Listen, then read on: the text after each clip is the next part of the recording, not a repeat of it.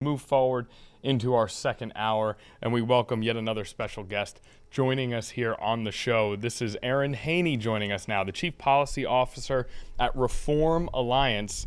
And Erin, we actually spoke to your colleague earlier today in our morning stream, Quadaire Patterson, and both of you guys are speaking about changes that are coming to laws here in Virginia regarding probation laws. So first of all, Erin, I'm Connor. It's wonderful to meet you here digitally on live television. How's everything going with you as we approach this holiday weekend?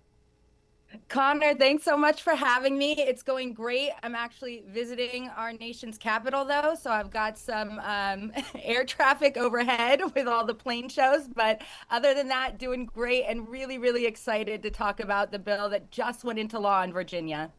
Look, in Hampton Roads, we are very familiar with air traffic. That is something that we are well used to here, so no problem at all here in Virginia Beach. Okay, could we start here? Could you just kind of explain what this new legislation is?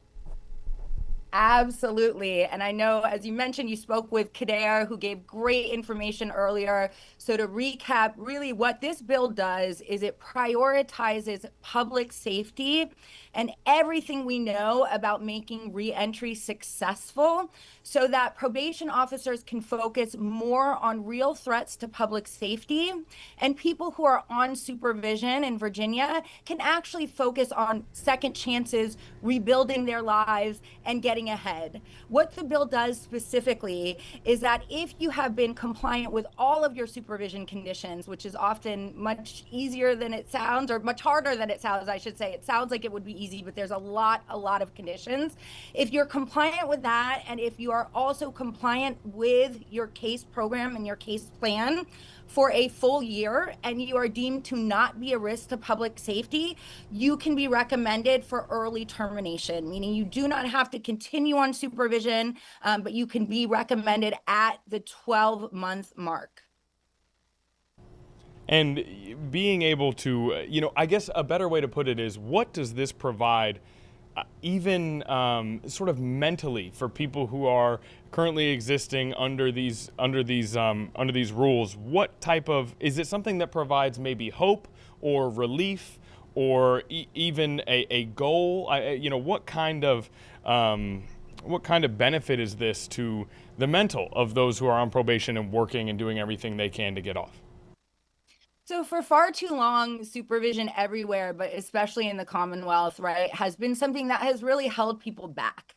I think that we look at supervision as something that should be a springboard to success. It should be monitoring, but it should also really be support so that we ensure that people can get ahead. And instead, for too many people like Quadaire, like so many of the over 50,000 Virginians who are on supervision, it can feel like something that just holds people back, right? So there can be, 16 different conditions every day, many of which contradict each other that you have to comply with to the T, or fear that you could be sent to prison, right? So we're talking about people being terrified of being locked up in a cell, not because they broke a law, but because they didn't get to a meeting on time, right? Or because they couldn't leave work in order to go take a mandatory drug test in the middle of the day. Those are the types of conditions that people in Virginia are having to comply with for years, right? And so really what this does is it gives them hope. It also gives them incentives and a light at the end of the tunnel, right? The beautiful thing about this bill is that it puts resources where it's needed. So for people who are doing well, who are proving that they are, having success back in the community, that they've done everything that they can to rehabilitate, that they aren't a risk to the community, but in fact, an asset to that community. What this bill does is it says second chances are real in Virginia, right? That if you are doing all of that, we are going to reward you. We're going to acknowledge that, and we're going to give you a recommendation to go before the court to get off of supervision at that 1 year mark. That's huge. Up until this law, what you had instead were people who could be doing everything right, everything that they possibly can, complying with every condition, everything in their case plan, showing that they're not a risk, but in fact an asset to the community. And nonetheless, they could be stuck still on supervision for years at a time, where they are incredibly fearful that any tiny thing that they do wrong could be used against them and could even land them in a cell, right? They could wind up reincarcerated. Whereas all of the things that they're doing right, that we know actually make our communities safer, make our communities more prosperous, help us get ahead as a Commonwealth. With all of that, even if they're really contributing, up until now, there was no law that actually acknowledged that and ensured that they were given credit for that while on supervision. You talk about the path to rehabilitation. When an individual is on that path and they're attempting to build a successful professional life, a successful personal life, a real community around themselves, and truly work towards rehabilitation, how does being under that supervision prohibit them from reaching those goals? In what ways, especially professionally maybe, does it sort of prohibit success? You really hit it right on the head, Connor, because it really is when it comes to work and education and families where we see this hindering folks the most, right? Because really where we see with conditions interfering and with sort of ongoing, not just stigmatization, but also real in terms of logistical prohibitions for people who want to get ahead in the community, it's in terms of work, education, and family. And what it means is that while you're on supervision, it can be difficult, if you have conditions that say you have to be home by a certain time, if you have conditions that say that you can't cross county lines, these are all pretty standard types of supervision conditions. That can mean that you can't take an extra shift at work. It can mean that you can't take a job where you may have to cross county lines, which for most people isn't something that you even think about when getting a job, right? So those can be really difficult. In terms of education, it can mean that even though we know that employment and education are things that really reduce recidivism and help people in reentry, help keep us all safer and help make sure that people are on the right track, it can be incredibly hard to get ahead in either one of those lanes when you have constant supervision conditions, right? It can be hard to pay for education. It can be hard to show up to classes if you instead have to be showing up at your probation office. So there are all these things that make it difficult there. And then there are additional things. A lot of the folks who we work with on probation are, our fathers, our mothers, and really want to take care of their kids and contribute. If they have to drive their kids to a doctor's appointment that's across county lines, that can be a violation, right? That's something that they have to ask weeks in advance in order to be able to do. And I think what it really comes down to is that we've talked to so many people who have done everything right on supervision for years, right? They have followed every single condition. They've been in compliance completely with their case plan. They have good relationships with their probation officers. There is no question that they are not a threat to the community. And nonetheless, there was no path for them to get ahead, right? They always felt like that supervision was something that was hindering them, that was holding them back, and that was making it harder to succeed, which of course is the exact opposite of what we want supervision to be, right? We want supervision to make us safer and also to help people with reentry so that there is a lower risk of recidivism. That's exactly what this bill does. So it encourages compliance. It also encourages pro-social activities. So anything that we know reduces recidivism. So having a job, getting an education, really keeping up with all of your obligations and contributing to the community. Those are things that this bill rewards. And those are things that really, it encourages people to say, let's make the most of your second chance. Let's make our communities as safe as possible. And let's do it by supporting people and helping people get ahead instead of holding them back. And is some of the reporting we've done, some of the information that we've received from the Reform Alliance indicates that this was a bipartisan measure. That's something that is increasingly rare in 2026. Did you find this to be bipartisan? And what was that like, seeing two sides come together on an issue like this?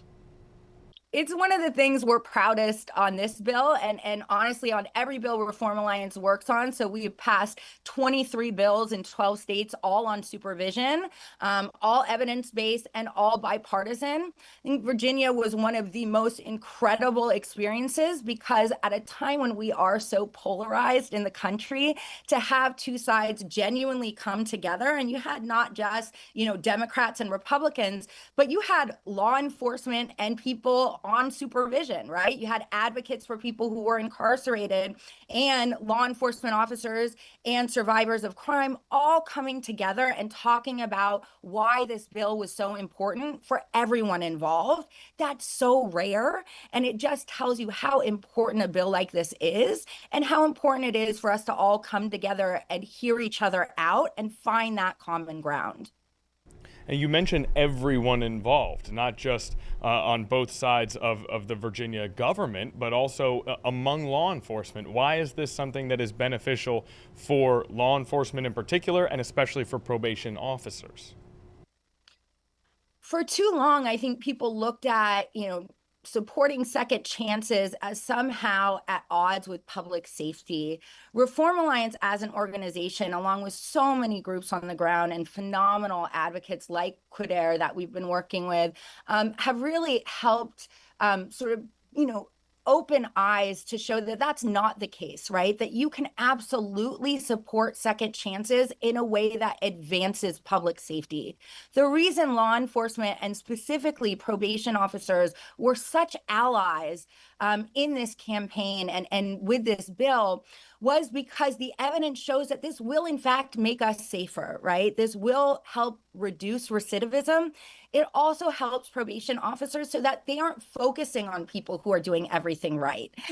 They want to support people who are doing well, and they also want to intervene when there are people who are struggling and need help or who are a danger.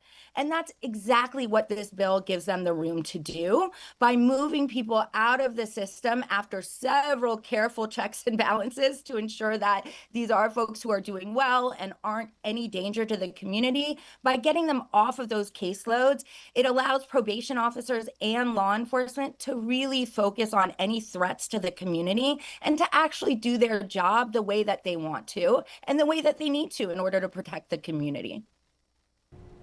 Okay, Erin Haney, the Chief Policy Officer at Reform Alliance. Erin, is there anything else you want to add?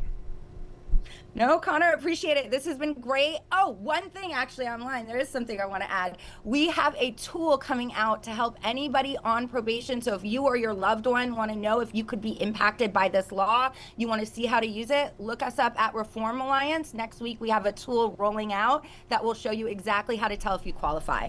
Okay, excellent. We'll keep an eye out for it. And I know that with a lot of these new laws, we learn about it at its conclusion, but we know that this has been months and even years of work for yourself and everyone at Reform Alliance. So we appreciate all your hard work and congratulations on reaching the end of a legislative period. And I know you guys are right back to work. So we appreciate you spending a little time with us. Thanks, Connor. Appreciate it. Your time is 10:33. Now we want to talk about another topic. We know that this week a lot of new laws took effect here in Virginia since we started the month of July. And one of those laws that kind of took effect really had a lot to do about Virginia reform. So that gives more than 53,000 people on probation really a clearer path to earn their way off of supervision. And the goal of this bill is to really reward people who are succeeding, reduce unnecessary supervision, and also let officers focus more on those high-risk cases. So joining us this morning is Quadaire Patterson. He actually came home after serving 16 years. He started a nonprofit, rebuilt his life, and now he really has a real pathway to put the justice system behind him for good. So first off, thanks so much, Quadaire, for joining us this morning. Thank you for having me. Thank you for having me.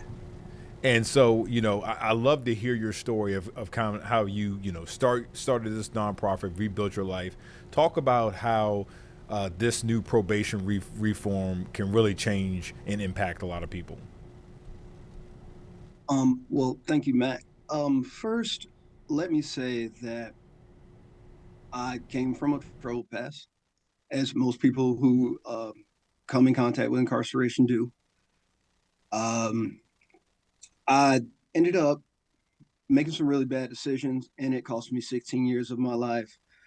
While incarcerated, I self-educated. I took all the courses, and even got a trade in brick masonry. Further on down the line, during the time of 2016, uh, we were looking inside the penitentiary. We were looking for a way to answer all the cultural upheaval that we were seeing um, during the first presidential run from Donald Trump. So we began to huddle together and try to exchange information and knowledge on different things. And I came into contact with a packet about starting a nonprofit. I looked around in my surroundings and noticed that there are a lot of brilliant people behind bars who normally came from poverty or bad environments. And I thought that if people noticed how how we had living, breathing, intelligent people inside, that they would be more gracious with advocating for their education. So that brought me to the idea of Brilliance Behind Bars, where we showcase the talents of the incarcerated in order to advocate for their education and increase public awareness about the real humans that are incarcerated. Um, this law this law is very important to discontinuing cycles of mass incarceration. As you know, it's not easy to be on supervised probation. There are constant check-ins. There are weeks long requests for travel. There are the app that they have put me on, the enrollee app. It overrides your silence settings, and that's a significant thing because now that I do advocacy work since I've been released, it actually has sounded off. The enrollee app has actually sounded off in the middle of me being in the Senate chambers, and I had to step out and self-report. Not only does supervised probation um, diminish resources and redirect them to places that we're taking away resources from those who need them, who need better help. When I came home to a family. I have a wife, a child now, a baby girl now, and uh, I think my first uh, contact with other incarcerated people who weren't as fortunate as me is my first trip to the probation office. There, I seen up to 12 guys get out of a van and destined to, well, they were coming from a halfway house to all check into this probation office, and they all had to hop back on this van and head back to this halfway house.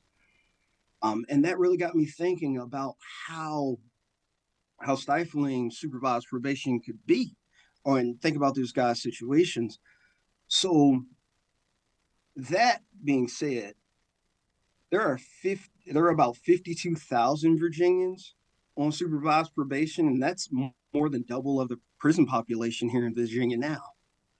Uh, Currently, the law that went into effect July 1st states that if everybody on supervised probation has maintained the job, has done everything correct, then in 12 months, their probation officer can recommend them for release from probation. This isn't automatic. It has to go through a judge to review your case, and the judge will decide if you're going to be able to be released off of probation. Well said. Well said. And I know again this is impacting, thousands of people, almost 50,000 people. Are you able to talk about your nonprofit? Are you working to help other former incarcerated people? Oh, well, yes. Brilliance Behind Bars, as I said, I started while I was incarcerated. From there, I had the idea of just gathering writings. We designed essay prompts and dispensed them amongst the incarcerated population in my immediate area at the time. And we collected all of their writings via the electronic messaging system at the time, which was JPEG. And once we gathered their writings, we edited them and put them on our website, brilliancebehindbars.com. And once I was released, not too long ago, I started working on a plan to bring this showcase into more of a physical presence. So we partnered with other nonprofits like the Humanization Project, and we partnered with VCU, and actually were able to conduct a brilliant showcase outside where we zoomed in about 10 incarcerated participants to showcase artwork to a live audience on VCU campus. I'm also very involved with higher education in prison in Virginia right now, to further my advocacy for education for the incarcerated and various other things. We've worked on various legislations considering like visitation, higher education in prison, work groups, and various other uh, various other objectives.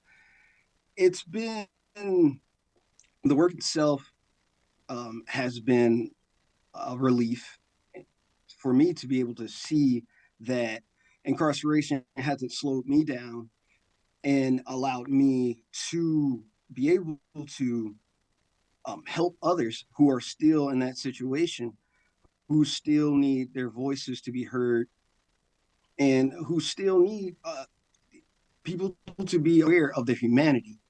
So yes, we've been able to help still incarcerated individuals.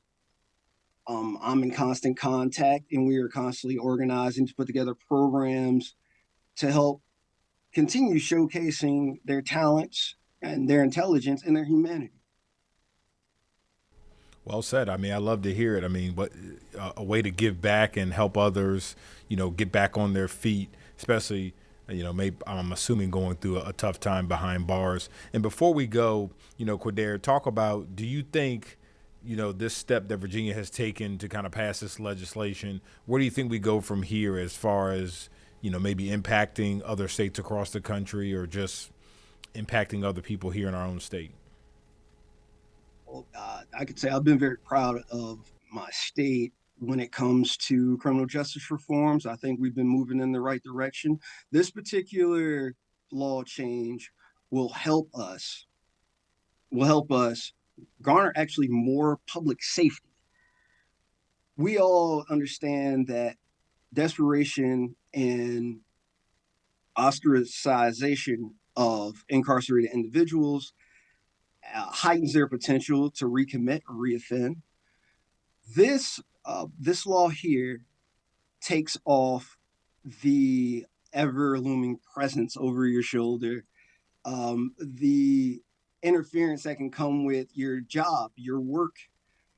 Um, it it comes with so much pressure that it's hard. Currently there's a personal relationship going on in my life where one of my friends who is formerly incarcerated has been transferred from his probation has kind of got screwed up because he's been transferred from one state to another. He wasn't planning on living in Virginia, and he transferred his probation to Texas. His living conditions in Texas didn't work out, and he had to transfer his probation back to Virginia. And something happened in the communication, and now he's currently in jail because of this technicality until they're able to resolve his issue in Texas or their communication problem. The law change sets a standard and allows us to let us see that the rehabilitation process inside of prison, let it see its effectiveness, let it see it work. When faced with that type of pressure or that type of time, or being able to know that you could possibly go back to prison because of a paperwork error, these type of things don't allow you to live your life to its fullest. I am proud that Virginia is setting a standard and hope that other states take heed and understand that we don't need to put extra supervision on people who are showing their rehabilitation or showing productive citizenship. We can actually place those resources into a place where they're most needed. I think that's well said, Quadaire. Definitely great. And it looks like, a step in the right direction for, helping those get back on their feet. So Quadaire Patterson, appreciate you taking the time for us or with us to speak with us this morning. You served time behind bars, got your own nonprofit, are now giving back. So we love to see that. Again, we have more information on this Virginia probation reform, impacting more than 50,000 people right now on our website. So Quadaire, thanks so much for taking the time this morning.